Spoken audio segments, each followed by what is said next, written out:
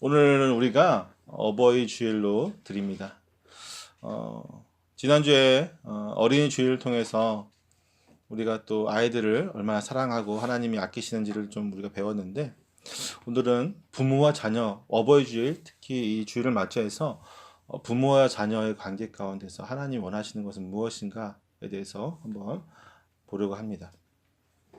사실 이 부모와 자녀 사이는 매우 친밀하고 가까워야만 하는 사이죠. 사실 부부는 무촌이라고 하잖아요. 정말 가까울 수도 있지만 등 돌리면 끝인 관계이기도 해요. 그렇지만 자녀 관계는, 자녀와 부모의 관계는 끊으려 하고도 끊을 수 없는 그런 관계이기도 합니다.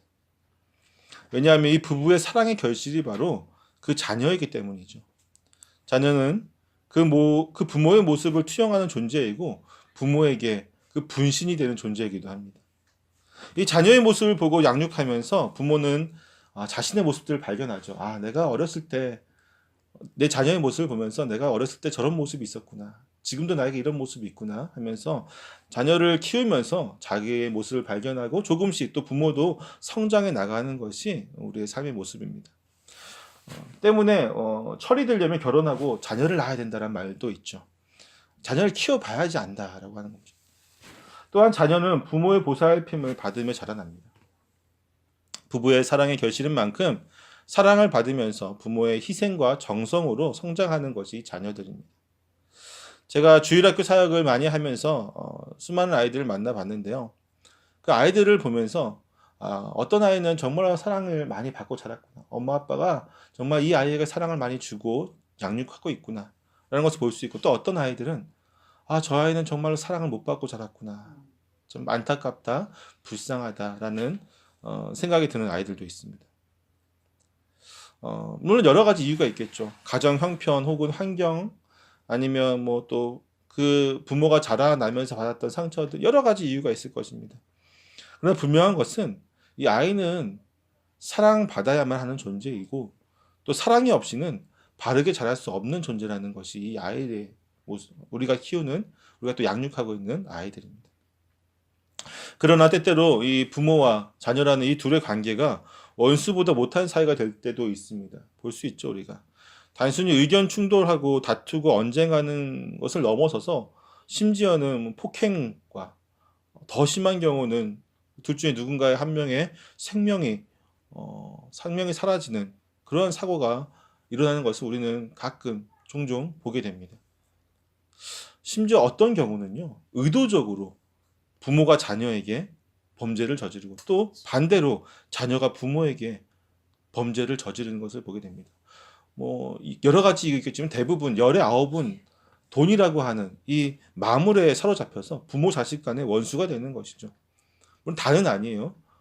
그렇지만 한 열의 아홉, 열의 일곱, 여덟 정도는, 대부분은 이 돈 때문에 부모 자식 간의 원수가 되는 것을 보게 됩니다. 지난번에 어떤 경우를 보니까, 우리나라도 비슷한 경우가 있었지만 영국에서는 어떤 한 엄마 아빠가 계속 아이를 낳아요. 그래서 아이를 10명 넘게 낳더라고요. 이유가 뭐냐면, 그쵸, 아이들 양육 수당을 받기 위해서 계속 낳는 거예요. 그렇다면 아이를 잘 키우냐? 아니, 아이들 다 영양실조고, 그리고 이제 한국 같은 경우는 지난번에 뉴스를 보니까 할머니 할아버지가, 이 엄마 아빠가 이혼하고 아이를 할머니 할아버지에 맡겼는데 양육비를 못 주는 거예요. 이 아빠도 형편이 안 되니까 양육비가 없는데, 시골에 계신 할머니 할아버지가 양육비가 없으니까 이 양육비를 어떻게든 타려고 아이를 일부러 추운데 내복도 안 입히고 밖에서 있게 해가지고 감기 걸리게 해서, 또 계속 보험금을 타기 위해서 아이를 계속 학대하는 거죠. 반대의 경우는 뭐가 있을까요? 이 자녀가 부모의 재산을 노리고, 재산을 상속받기 위해서, 아니면 부모에게 나 이거 지금 사업하는데 얼마 달라고 하는데 안 주는 부모에게 앙심을 품고 아주 끔찍한 짓을 저지르는 것들을 우리는 가끔 보게 됩니다.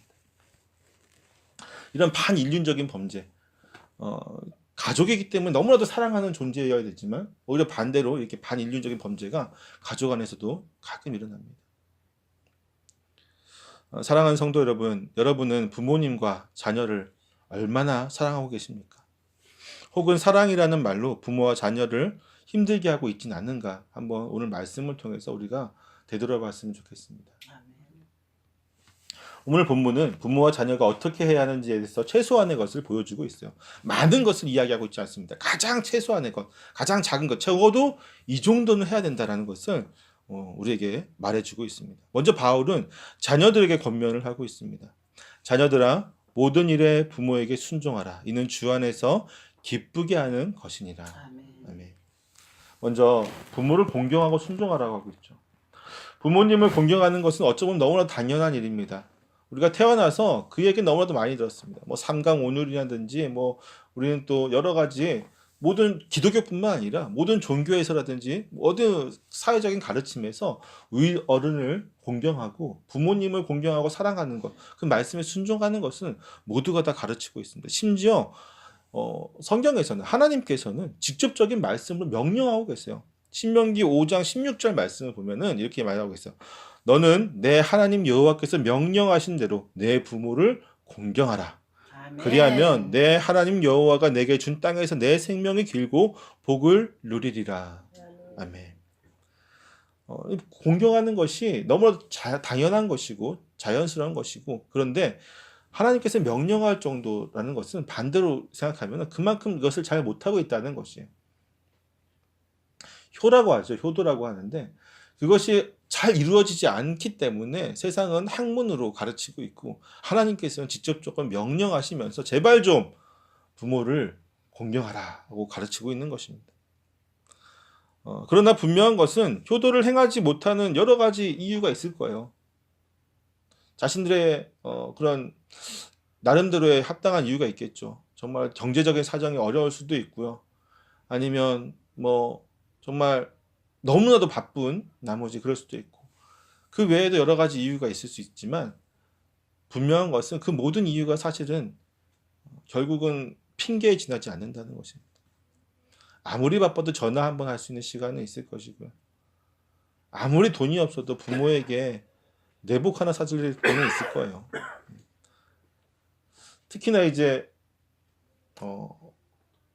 그 아이들을 부모에게 맡기고 혼자서 이혼한 상태에서 많이 돌아다니시는 분들을 많이 봤어요. TV에서도 보고 몇몇 만나보기도 했는데 그분들 삶을 보면은 이제 막노동 하시죠. 이제 노가다 뛰시고 이렇게 하시는데 그 돈을 가지고 이제 그렇게 전국을 떠돌면서 그렇게 이제 일용직을 하시면서 살아가세요. 돈이 없다고 하시죠. 돈이 없어서 내가 이러고 다닌다. 양육비도 못 보낸다. 그런데 그러면서 매일 저녁은 한 잔씩 하시더라고요. 그 돈만 아껴도 사실은 부모님에게 양육비 줄 수 있어요. 물론 이거는 그런 경우도 있고 아닌 경우도 있겠지만 하기엔 대부분의 경우를 보면 핑계에 지나지 않는다는 것을 보게 됩니다. 어떻게 해서든 내가 마음이 있고 내가 하려고 마음만 먹으면 어떠한 환경에서든 어떠한 상황에서든 할 수 있는 것이죠. 그리고 해야만 하는 것이죠. 때문에 하나님은 명령으로서 이렇게 말씀하시면서 이유를 달지 말라고 하시는 거예요. 명령하셨잖아요. 이것은 다른 말로 하시면 토를 달지 말고 이유 달지 말고 내 명령대로 내가 행하라. 내 부모를 공경하라고 하는 것입니다. 그렇다면 우리는 왜 부모님을 공경하고 순종해야만 할까요? 십계명은 하나님이 모세를 통해서 이스라엘 백성에게 주신 10가지 계명이죠. 이 10가지 계명을 두 가지로 나눌 수 있어요. 두 가지 나눌 수 있는데 첫 번째 이제 1에서 4계명을 묶어서 하나님 사랑에 관한 계명입니다. 하나님을 어떻게 하면 사랑하고 섬기고 따라할 수 있는지, 이 1에서 4계명을 우리가 묶어서 하나님에 관한 것으로 볼 수 있고, 5에서 10계명 이 6가지를 묶어서 이웃에 대한 사랑으로 볼 수 있는데, 이 5에서 10계명 가운데 첫 번째로 나오는 5계명이 바로 내 부모를 공경하라는 하나님의 명령이시죠. 하나님은 우리의 삶 속에서 하나님 사랑 다음으로 무엇을 중요시했냐면 바로 부모를 공경하는 것, 부모를 사랑하는 것을 그 다음으로 중요하게 여기셨습니다. 창세기 1장 22절에 보면 22절, 23절에 보면 하나님 창조하시죠. 인간을 창조하시면서 하나님께서 이렇게 말씀하세요. 인간에게 생육하고 번성하여 땅 위에 충만하라 라고 얘기했어요. 충만하라. 이것을 잘 실천하는 것이 무엇이냐면 자녀를 많이 낳는 것이죠. 저 어렸을 때만 해도 제가 아주 어렸을 때 들었던 표어가 있어요. 하나만 낳아 잘 기르자.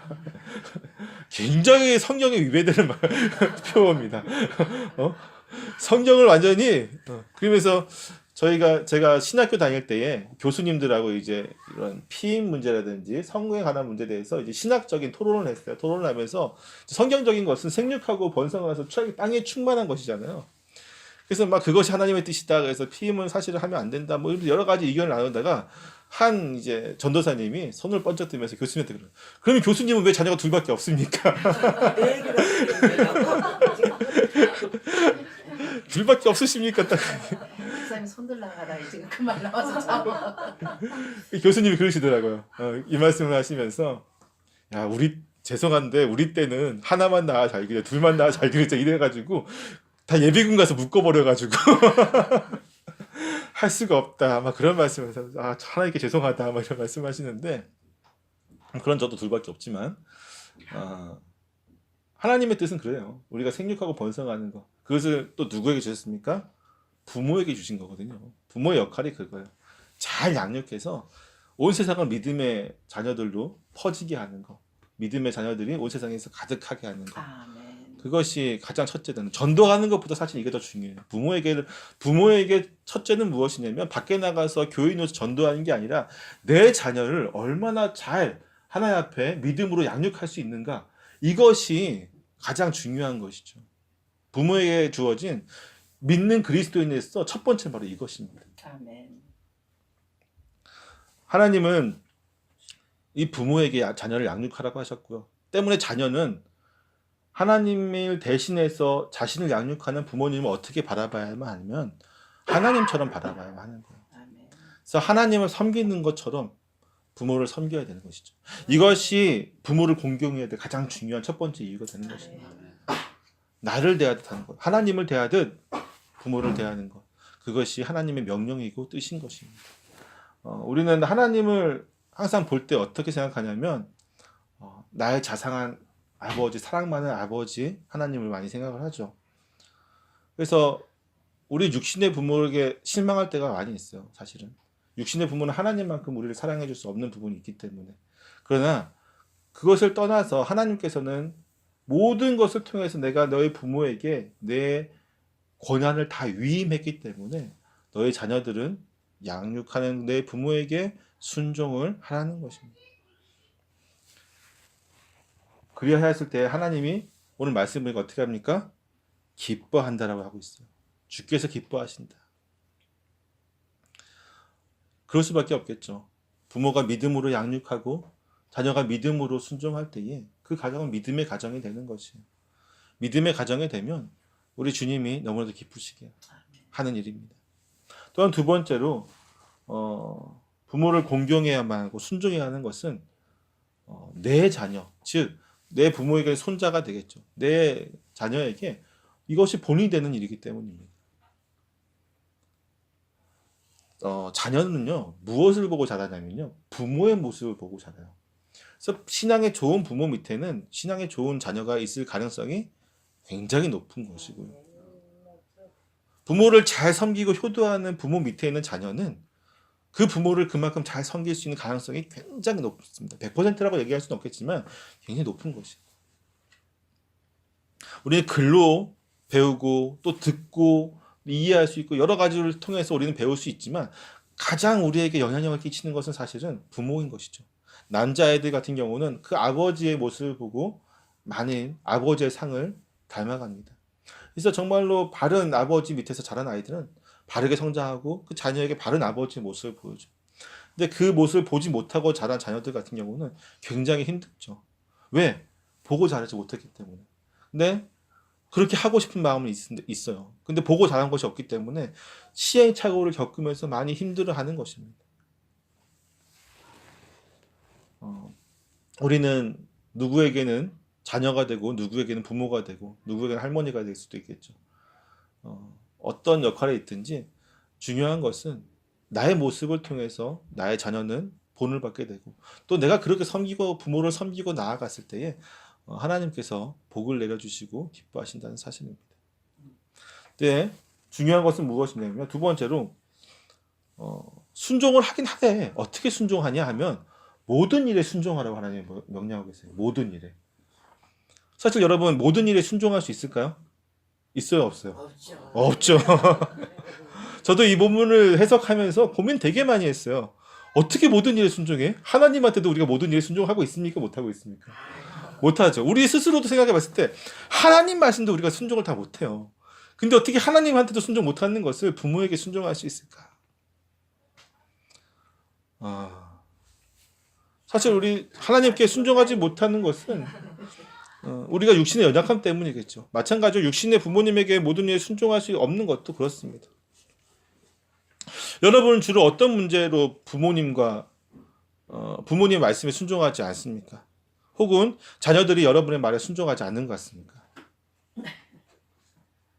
나한테 해로울 때, 피해가 갈 때, 손해 날 때, 생각이 들릴 때. 예.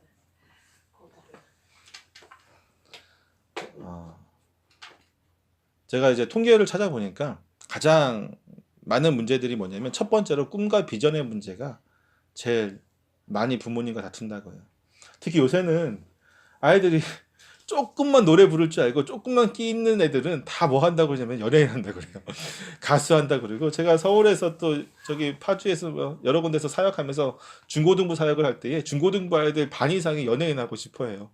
그래서 특히 이제 공부 못하는 아이들 공부로 나는 성공할 수 없다고 생각하는 아이들 이제 뭐 그쵸 반에서 중하위권 아이들은 이제 고등학교 가면 고민을 하잖아요. 내가 뭘 할까 고민을 하면서 그나마 이제 고민하지 않는 애들은 맨날 PC 게임하고 그냥 놀고 먹는데 그나마 고민하는 아이들은 난 공부는 소질이 없는데 하는 애들은 대부분 이제 노래 좀 불러보고 좀 되네? 그럼 엄마 아빠한테 보컬 학원 다니게 해주세요. 그래가지고 보컬 학원 다니면서 이제 노래 연습하고 춤 학원 다니고 연기 학원 다니고 뭐 아니면 중학교 때부터 미리 이제 그런 끼가 있는 아이들은 예대가 아니고 예술고등학교죠. 예고에 가겠다고 하면서 준비해서 가는 그런 아이들 많아요. 근데 이제 부모의 입장에서는 사실 그렇잖아요. 옛날 분들 같은 경우는 이게 딴따라라고 하죠. 딴따라가 뭐가 좋냐 하면서 이제 공부를 해라. 저 같은 경우도 초등학교 때 제가 신체가 좀 좋잖아요. 제 나이 때 이 182cm의 이 키에 이건 굉장히 좋은 신체인데 그 축구부 감독하고 육상부 감독이 저를 서로 스카우트 해가려고 막 했던 적이 있었어요. 초등학교 4학년, 5학년 때. 그래서 이제 한 달 정도는 이제 제가 양쪽 다 가면서 훈련했어요. 아침에 가서는 축구부에서 훈련하고 방과 후에 축구부에 잠깐 갔다가 또 육상부 가서 훈련하고 막 되게 힘든 날을 보냈는데 저희 어머니께서 그 교장실인가요? 교감실인가 전화를 하셔서 교장실에 전화하셨죠. 교장실에 전화하셔서 바로 그냥 우리 아들 공부해야 되니까 운동 못하게 하라고. 물론 그것은 저랑 상관없는 얘기지만 꿈과 비전 문제에 대해서 부모가 굉장히 많이 충돌을 해요. 자녀들의 꿈. 근데 특히 이제 부모들은 어떤 생각을 특히 자수성가한 부모들의 경우는 어떻게 하기를 원하냐면 자녀가 자기의 것을 물려받기를 많이 원합니다. 특히 의사라든지 무슨 법조계 왜냐하면 자기가 지금 의사로서 구축해 놓은 그것들이 굉장히 많거든요. 그리고 법조계에 있으면서 구축해 놓은 그 틀이 있기 때문에 자녀가 이것을 가져가길 원하는 거예요. 무너지지 않고 이 틀을. 사업도 마찬가지죠. 자녀는 그렇지 않은데 이 꿈과 비전의 문제에서 가장 많이 서로 상처를 받게 되고 두 번째는 결혼 문제에서 또 두 부모와 자녀 간의 상처를 많이 받게 됩니다. 결혼 문제에서. 저도 그래요. 우리 애지중지 키워놓은 내 아들 딸들이 누군가를 내 모르는 사람을 데려왔는데 한 번에 마음에 들 수 있을 것 같지는 않은 것 같아요. 그렇죠? 한 번에 마음에 들 수 있을 것 같지는 않아요. 여러 번 봐야 되겠죠. 보고 만나고 이러면 또 모르겠지만 근데 하물며 우리는 믿는 사람들이기 때문에 만약에 제 아들이 믿지 않는 자매를 데려왔다. 아버지 결혼하겠습니다. 그러면 분명히 100% 쟤랑 나랑 저랑 싸워야 돼요. 이거는 그냥 갈등의 문제를 어떻게 해결할 수 있는 방법이 없어요. 그냥 싸워서 누군가는 이겨야 되는 문제예요. 진짜로. 결혼 문제 그렇다는 거죠. 결혼 문제가. 제 친구 같은 경우도 어떤 연상의 여인과 사귀어서 결혼 문제가 있었는데 부모님과 굉장히 큰 갈등이 있었어요. 하여튼 결혼 문제에 대해서. 그리고 이제 세 번째로 어떤 문제가 이제 부모님과 갈등이 있냐면 종교의 문제가 있어요. 종교의 문제. 여러분 어렸을 때 종교의 문제가 있었습니까? 뭐 저는 이제 믿음의 가정에서 태어나서 이제 그런 부분이 별로 없었지만 제 주위를 보게 되면 부모님과 자녀들의 신앙에 틀릴 때에 갈등적인 요소가 굉장히 많이 있어요. 저 같은 경우 어렸을 때 봤던 기억들이 있다면 할머니 할아버지 집에 명절에 가게 되면 제사를 드릴 때 있어서 저 스스로도 굉장히 이런 갈등이 있었거든요. 내가 여기서 절을 해야 되는가, 기도를 해야 되는가. 어린 나이에 초등학교 때 막 그랬던 기억이 납니다. 갈등이 생기죠. 이런 문제들이 이제 부모와 자녀 간의 그런 갈등의 요소가 돼요. 순종할 수 없는 부분이 되는 것이죠.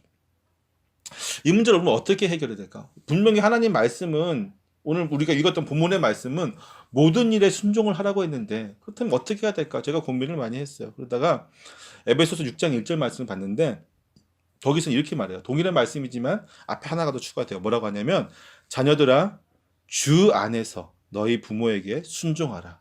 이것이 옳으니라. 이 두 말씀을 합쳐보니까 답이 나오더래요. 주 안에서 모든 일을 내 부모에게 순종하라는 것이죠. 주 안에서. 주 안에서 순종하라는 말은 우리가 잘 알고 있어야 돼요. 어떤 의미를 갖고 있냐면 아까 이야기했던 종교 문제, 즉 예수님을 믿는 문제를 제외하고는 다 순종해야 될까요? 그런 말이 아니에요. 주 안에서 순종하라는 말은 주님께서 허락하신 그 모든 일 안에서 우리가 순종하라는 거예요. 예를 들면 이런 거죠. 단순히 종교 문제, 부모님과 나의 종교 문제가 틀리니까 이 문제는 내가 순종 안 하고 그 외의 문제는 다 순종하겠습니다. 이런 문제가 아니라 그 부모의 말을 다 순종하되 하나님 뜻이 아닌 것은 순종하지 말라는 겁니다. 예를 들면 이런 거죠. 아버지가 도둑이에요. 아버지 도둑인데 자녀에게 도둑 기술을 가르쳐요. 이거 순종해야 됩니까? 아니, 당연한 거죠. 너무나 당연한 건데 예를 들면 그렇다는 거예요. 순종하면 안 된다는 거죠. 주 안에서. 또 예를 들면 이런 거죠. 우리가 부모와 우리의 꿈이 틀릴 수 있어요. 아까도 얘기했지. 제일 큰 다툼의 그 이유가 꿈과 비전이라고 했잖아요. 그렇지만 그 꿈과 비전을 정말로 그것 때문에 다툴 수는 있지만 그것이 주님의 뜻 안에서 벗어나는 것이 아니면 하나님을 뭐 버리는 것이라든지 아니면 주 안에서 이것이 크게 하나님을 노엽게 하거나 하나님의 뜻을 벗어나는 것이 아니면 부모의 말에 순종할 수 있다는 것이죠. 물론 이제 서로 의견은 좁혀갈 수 있겠죠. 평화적인 방법으로 하는 것이죠. 하나님 앞에서 부모의 말에 권위가 있음을 인정하라는 것입니다. 인정하고 반대로 부모도 너무 억압으로 하면 안 되겠죠. 그건 뒷부분에서 얘기하겠지만 이렇게 그러니까 중요한 것은 주님의 뜻 안에서 우리가 부모에게 모든 것을 순종할 수 있는 준비가 되어져야만 한다는 거예요. 무엇이 주님의 뜻인지, 그러니까 먼저 중요한 것은 주님의 뜻이 무엇인지를 분별할 수 있어야 되겠죠. 말씀을 먼저 잘 알아야 되겠죠. 하나님 뜻이 무엇인지 알고 여기서 벗어나지 않는 부모의 말씀 가운데 우리가 모든 것을 다 협력하고 또 순종하고 공경해야 한다는 것입니다. 우리가 그렇게 나아갔을 때 하나님께서는 우리에게 기쁘심으로 함께 하실 것입니다. 하나님은 이렇게 부모에게 순종한 우리를 보시면서 매우 기뻐하십니다. 두 번째로 부모들에게 또 오늘 말씀을 주고 계세요. 부모들에게 어떤 일을 하지 말라고 하시냐면 자녀를 노엽게 하지 말라고 합니다.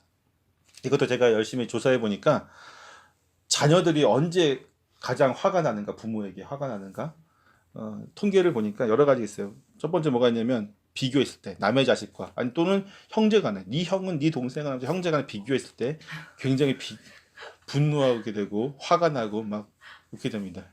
또 두 번째는 약속을 불이행했을 때 엄마 아빠가 기준을 세우고 어떤 약속을 세우죠. 약속을 하는데 부모님들이 약속을 참 잘 안 지켜요. 약속을 안 지키는 경우가 많아요. 왜냐하면은 이유가 단순해요. 상대방과 내가 인격적이고 동등한 위치라고 생각하면 대부분 약속을 잘 지킵니다. 근데 내 자녀는 나랑 동등하지 않다는 것이 은연중에, 물론 의식적으로 하진 않겠지만 무의식 중에 은연중에 내 가슴속에 그것이 있기 때문에 무시하는 거예요. 그 자녀와의 약속을 무시하고 깊이 중요하게 생각하지 않는 것입니다. 그래서 보니까 부모하고 약속을 했는데 약속을 안 지키는 부모에게 굉장히 어렸을 때 상처를 받고 분노했던 경우가 많다는 거죠. 또 세 번째로는 학교 성적이라든지 성적에 대한 압박을, 니는 왜 공부를 그거밖에 못하냐, 조금만 더 하면은 다 맞을 수 있는데 하면서 성적에 대한 압박을 놓을 때. 그리고 두 번, 또 그 다음은 부모의 이중적인 모습을 봤을 때. 이런 같은 경우는 대부분 이제 목회자 자녀들이 이런 경우가 많이 있어요. 거룩한 모습은 교회에서 보이는 우리 아빠가 집에서는 전혀 그러지 못하는 목회자의 자녀들이 이런 경우에 많이 분노에 빠집니다. 혹은 장남, 장녀라고 해서 큰 부담을 줄 때 또 상처가 된다고 해요. 그리고 꿈을 바꾸라고 할 때 아까 얘기했던 부분들 등등 그런 것이 있는데 사실 가장 자녀들이 상처받고 분노하고 낙심할 때는 언제인 줄 아십니까? 언제일 것 같아요? 내 자녀가 가장 낙심할 때, 가장 분노하고 상처받고 낙심할 때 어떤 것 같아요? 모르시겠어요? 하고 싶어 하는 걸 못. 아니에요. 실망했을 때 가장 낙담하고 낙심하고 실망할 때는 언제냐면 내 부모가 싸우고 있을 때예요.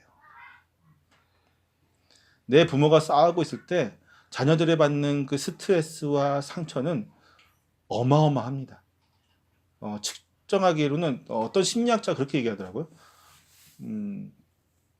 부부가 싸우는 모습을 자녀가 어린 나이에 보면은 그 마음의 상처가 어느 정도냐면은 여자가 아내가 남편이 바람피는 현장을 봤을 때 받는 충격의 5배라고 해요. 어마어마하죠. 그 정도 심리적인 스트레스 받는 거예요. 이 낙심의 결과가 어떻게 오냐면요. 좀 그 옛날 기사들을 좀 찾아보니까 어떤 여자가 있었어요. 이 자매가 일찍 결혼하고 싶었어요. 이유는 무엇이냐면 그 자매의 유일한 탈출구는 결혼밖에 없었기 때문에.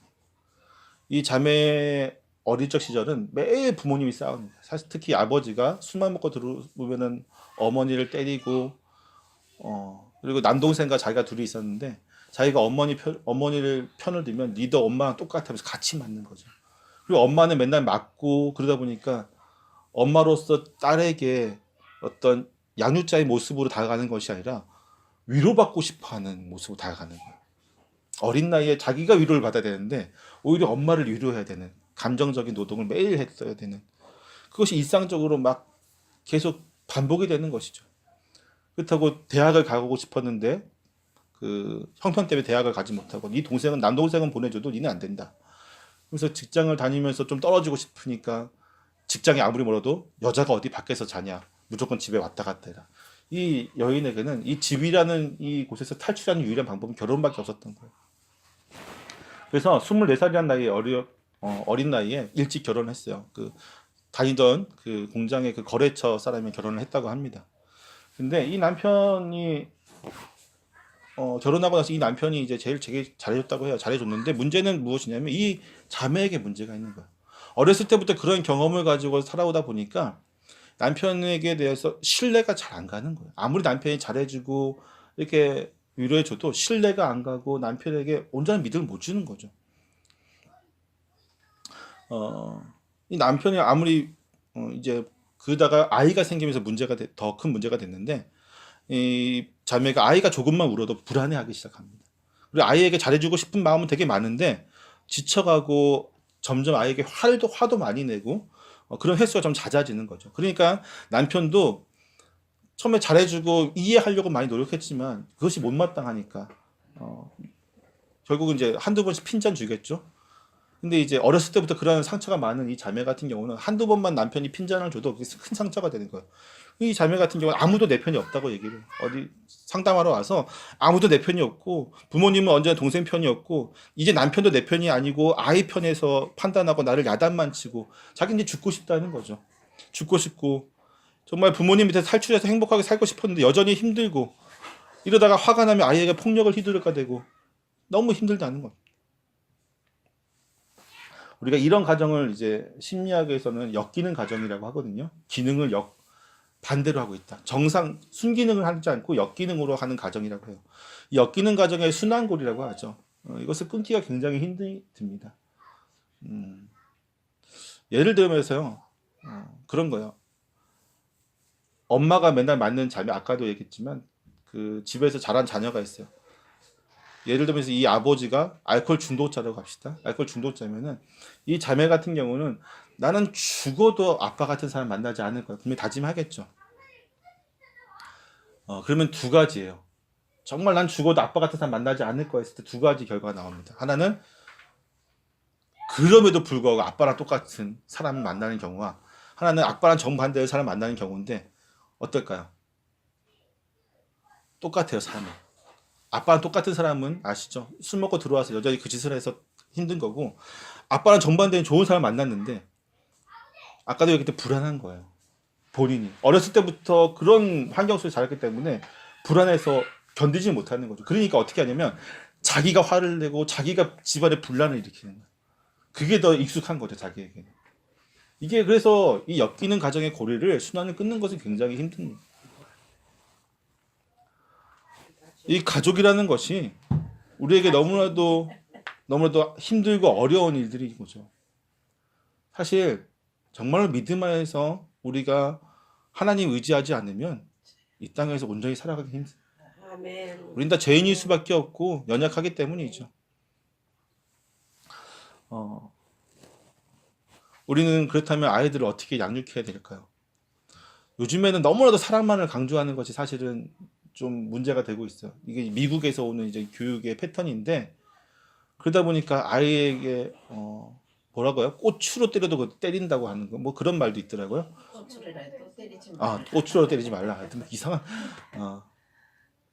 성경은요 때리라고 가르쳐요, 여러분. 매를 아끼지 말라고 가르칩니다.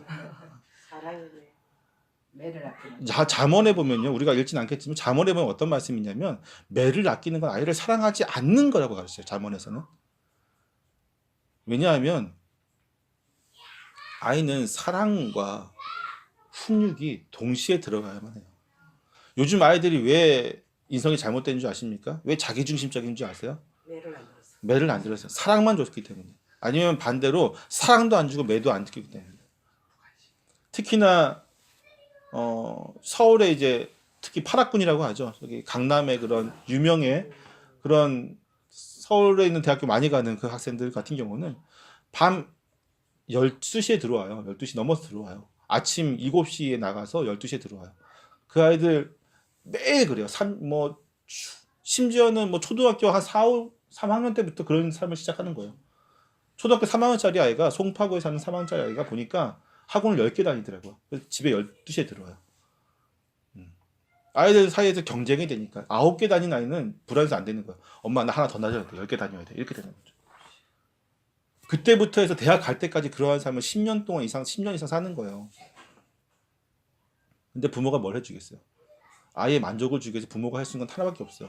사랑도 주지 않고 매도 하지 않고 왜? 사랑을 줄 시간도 없고 매는 아이가 공부해야 되는데 방해되니까 공부에만 집중해야 되니까 부모가 줄 수 있는 건 돈밖에 없는 거죠. 주말에 좀 시간 있으면 돈 10만 원, 20만 원 주면 이걸로 쇼핑해라 뭐 해라. 돈 마음껏 쓰면서 스트레스 해소해라. 그 아이가 자라서 무엇이 되겠습니까? 성경은 우리에게 뭐라고 가르치냐면 사랑과 훈계로 가르치라고 얘기하고 있어요. 아멘. 에베소서 6장 4절에 보면은 오직 주의 교훈과 훈계로 양육하라라고 얘기하고 있어요. 아멘. 훈계하라는 얘기는 아이에게 잘못된 것을 분명히 지적하고 그것에 대해서 바로잡을 수 있도록 인도해야 된다는 거죠. 매를 들어야 때는 들어야 된다는 겁니다.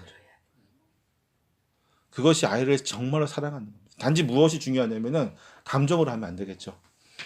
그냥 부모도 화가 나가지고 이놈의 새끼 하면서 너 죽고 나 죽자 이게 아니라 정말로 양육을 하려면은 아이에게 미리 제시를 해야 돼요. 어떻게 너가 어떤 잘못을 했을 때 매를 한 대를 때리든 5대를 때리든 어떻게 무엇을 때리든 하고 그리고 나서 양육을 한 이후에는 어떻게 될까요? 또 감싸주고 안아주고 내가 정말 널 사랑함으로 어쩔 수 없이 난 정말 너를 매를 대고 싶지 않았지만 엄마가 아빠가 아픈 마음으로 널 때렸다는 것을 분명히 보여줘야만 해요. 그리고 풀어줘야만 하죠. 그랬을 때 아이들이 이루어집니다. 자, 한 말씀만 더 마치고 이제 말씀을 마치려고 하는데 여러분 아까도 얘기했듯이 정말 어려운 환경에서 자란 아이가 있어요. 이 아이가 이 다음에 커서 행복할 수 있는 가능성이 얼마나 있을까요? 아주 적을 것 같죠. 하와이 군도에 이제 카우아이라는 섬이 있어요. 여기서 장기간 몇십 년 동안 실험을 했어요. 미국에서. 이 실험이 이제 1959년에부터 시작된 실험인데 이 섬은 이제 오지에다가 섬 주민들이 대부분이 이제 가난하고 질병에 시달렸습니다. 그래서 이제 이곳에 이제 의사와 소아과 의사, 정신과 의사, 사회복지사, 심리학자 수백 명이 들어가서 이곳에서 이제 몇십 년 동안 실험을 해요.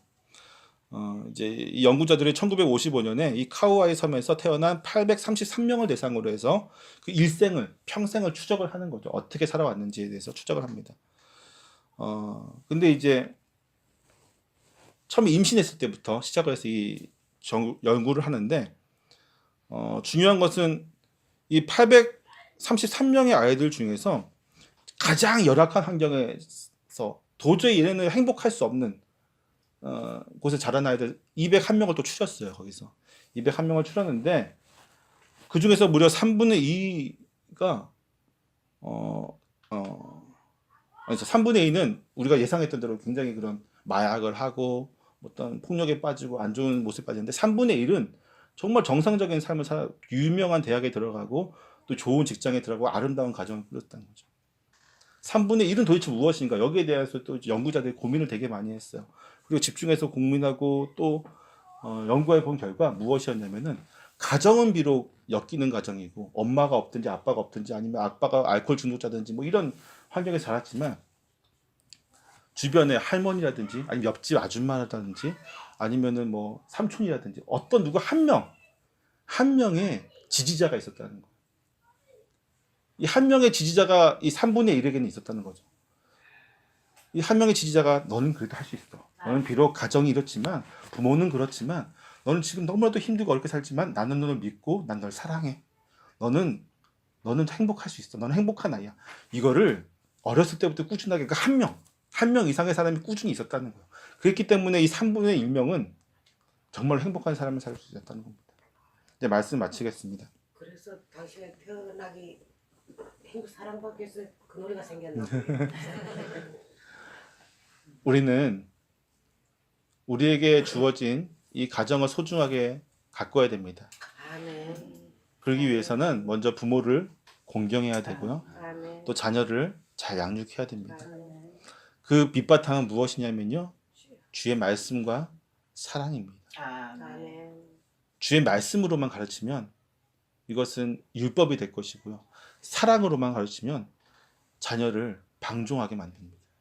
이 두 가지가 말씀과 사랑이 우리의 가정을 믿음의 가정으로 온전히 세워갈 수 있음을 믿습니다.